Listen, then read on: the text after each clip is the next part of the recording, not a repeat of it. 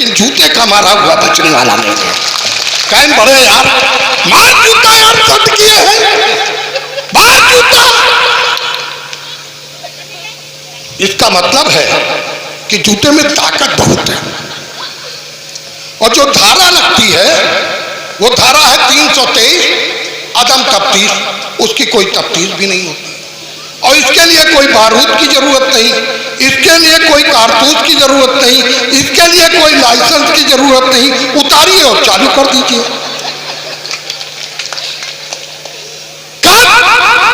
अन्याय के खिलाफ, अत्याचार के खिलाफ, दुराचार के खिलाफ, भ्रष्टाचार के खिलाफ हमें इस अस्त्र का इस्तेमाल करते रहे। देखो, अगर मर गए चमार कोरी पाती धानु धोबी, कौनो मार दी ऊंची जात का तो तुम्हें 10 लाख मिली है। वैसे चमार कोरी पाती धानु धोबी की औकातें नहीं 10 लाख की। और अगर कहीं तुमने 10 जूते मार दिए तो करोड़ों का तुम्हारा फायदा हो गया कि लोग यार अब दया के पूर्व में न जाना भैया, वो मारक बहुत है।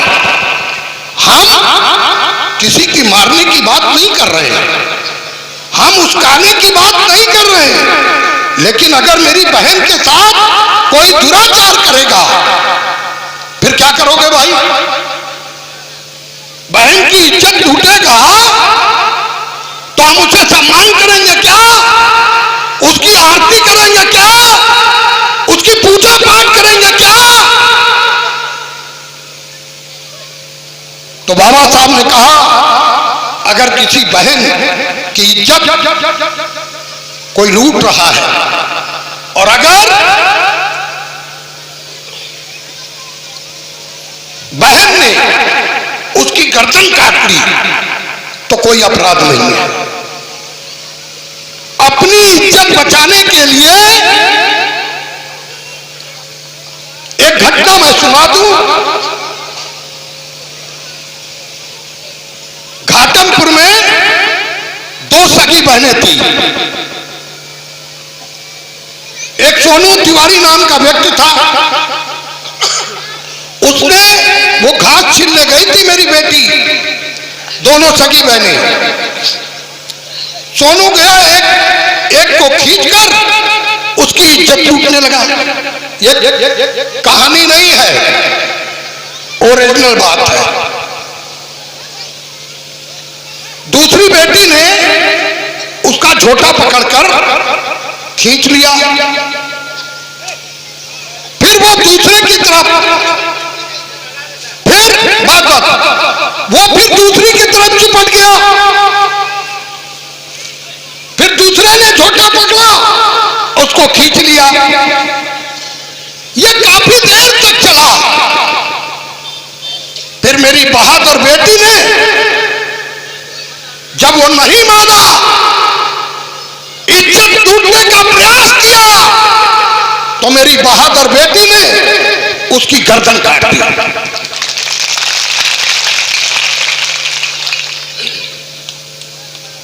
307 का मुकदमा हुआ। मेरे पास एक अशोक नगर निगम में सर्विस करते थे, उनके पास मामला आया, मेरे पास मामला आया।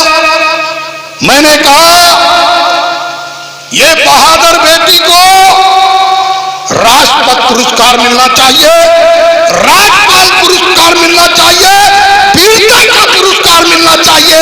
इस बेटी ने जो काम किया है वो बहादुरी का काम किया है। 307 का मुकदमा लिखा था उसके खिलाफ। मैंने एसएसपी के यहां गए, मैंने कहा बताओ इस बेटी ने बहादुरी का काम किया कि गर्दन, ये तो अभी मरा नहीं वो, उसने जो गर्दन काटी अपनी इज्जत बचाने के लिए, धनीराम पैंथर उसके पुरजोर उसके साथ है। फिर उसके बाद मैंने मुकदमा लिखवाया उसके खिलाफ और उसको जेल भिजवाया। और ये जो एफआईआर हुई थी वो एफआईआर क्वैश हुई। अब आपको मालूम है यही इंद्रुक में खटिया पे बैठने पर, खटिया जब खटिया हमारे बाप की, जमीनिया हमारे बाप की, हम अपने घर के पास बैठे हैं, ओका खटिया पे बैठे में तकलीफ रही लोगों। भाई एक बात समझ लो, सम्मान से बड़ी कोई चीज नहीं है। खटिया मेरी है, हम उठे ना उठे तुमका क्या मतलब है यार भैया? सही बात है। कुआं हमारा है, हम कुआं पे पानी भरी, लेकिन एक बात समझ लो, आज भी अत्याचार कम नहीं हुआ, अत्याचार बढ़ गया है। मैं आपसे कहना चाहता हूं, ये वर्तमान सरकार दलितों और पिछड़ों के रिजर्वेशन को खत्म कर दिया। इन्होंने निजीकरण कर दिया और निजीकरण करके दलितों और पिछड़ों के रिजर्वेशन को खत्म कर दिया। अब इतना ही नहीं, किसानों के पीछे पड़े हैं,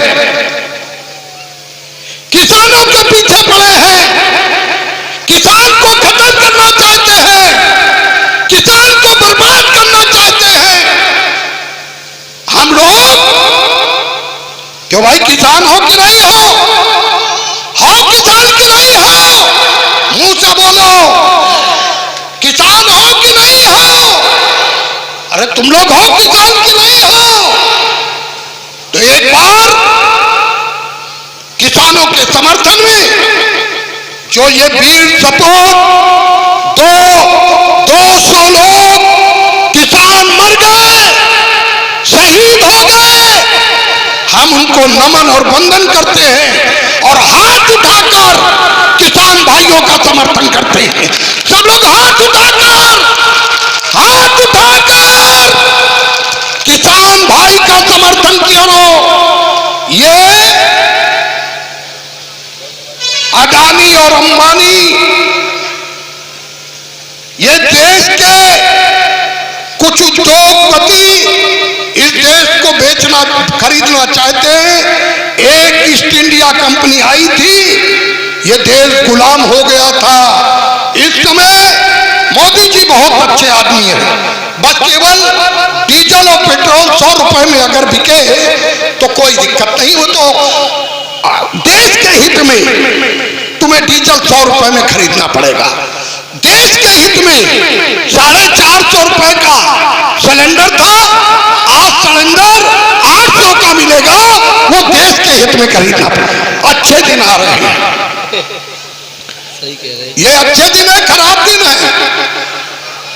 अरे अच्छे दिन है, खराब दिन है? खराब है? मोदी जी तो कहते हैं अच्छे दिन है।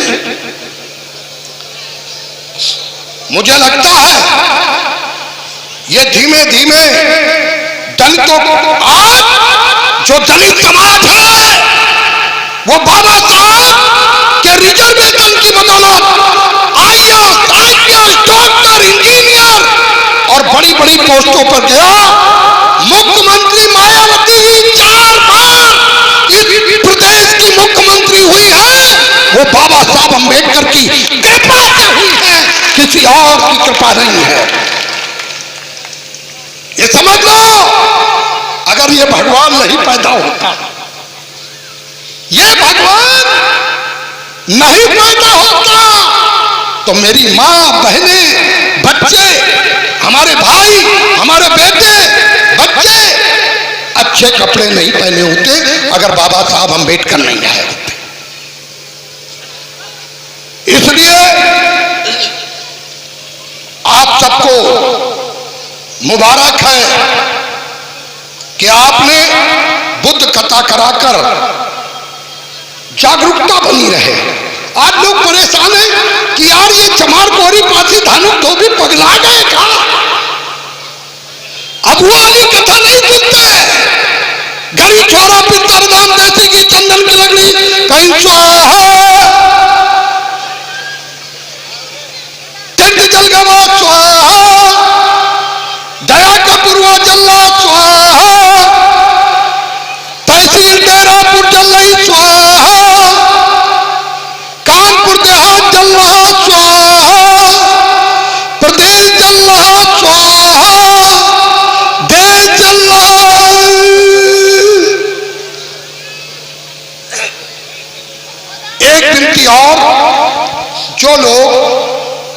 कथा को सुन रहे हैं, वो जो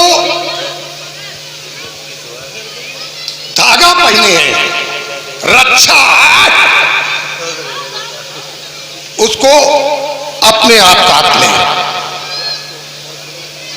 और अगर वो जुकाम कर दे तो 10 जूता मुझको मारना आके।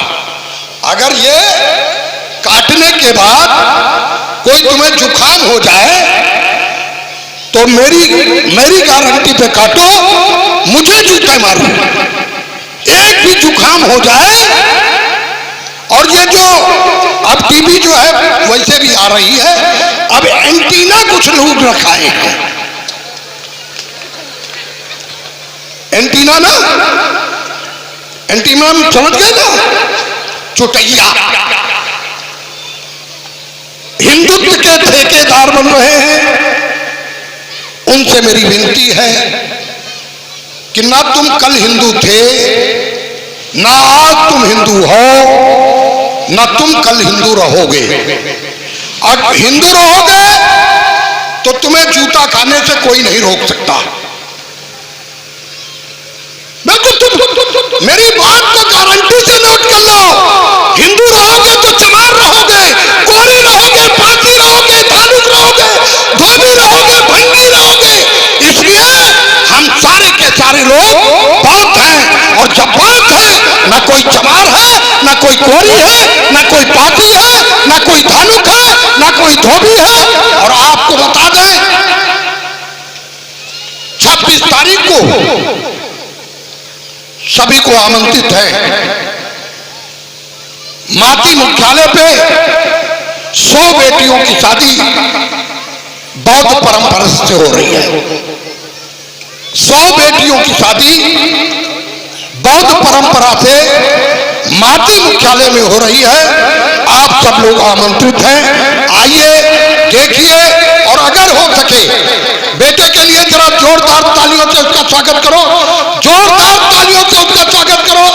इस बच्चे ने मेरी बात को माना, और वो जो बहुत ताकतवर चीज थी गुलाम बनाने वाली, उसको तोड़ने का काम किया। बधाई के पात्र है, कोई गलत बात नहीं है, और ना किसी से डरने की जरूरत। बाबा साहब का संविधान आज भी जिंदा है। लोग खत्म करना चाहते हैं।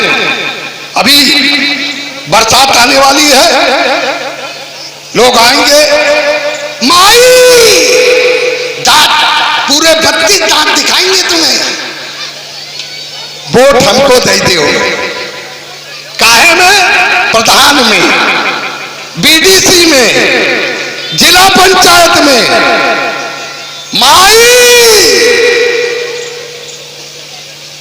एक बात समझ लो, जो लोग तुम्हारे हित में काम करते हो उन्हीं को वोट देने की जरूरत है, किसी अन्य आदमी को वोट देने की जरूरत नहीं। माधुरी से प्यार न करो। माधुरी से जो लोग प्यार करते हैं वही गड़बड़ कर देते हैं। हम लोग को लोग कहते हैं इधर उधर, अबे ये तो दारू पी के वोट दे देते हैं। हमें दारू छूनी नहीं चाहिए। और इसका मतलब है, आज फिर चूंकि मुझे दूसरे कार्यक्रम में जाना है, 12 बजे एसपी ऑफिस के पीछे इको गार्डन है, वहां 100 बेटियों की शादी है। आप सभी लोग सादर आमंत्रित हैं। पुनः दया के पुरवा के लोगों का, जो इर्द गिर्द लोग आए हैं, उनका आभार व्यक्त करते हुए, और आयोजक का कि आपने मुझे याद किया, बोलने का मौका दिया, आपका भी आभार। और मैंने कथावाचक की समय को काटा, उसके लिए मैं उनसे क्षमा मांगते हुए फिर एक बार जय जय भीम। ऐसा नहीं, आवाज बुलंद होनी चाहिए। आवाज से आदमी डर के भाग जाए। जय जय भीम, जय जय भीम। लगा। सभी को नमो बुद्धाय, जय भीम। किसी को भी आधी रात को भी कोई दिक्कत हो तो मेरा आगे में जाने वाली गाड़ी का नंबर आपके पास होगा, ना हो तो नोट कर ले 9839059142। आगे में जाने वाली गाड़ी का नंबर ये है, कभी याद कर सकते हो। जय भीम, नमो बुद्धाय।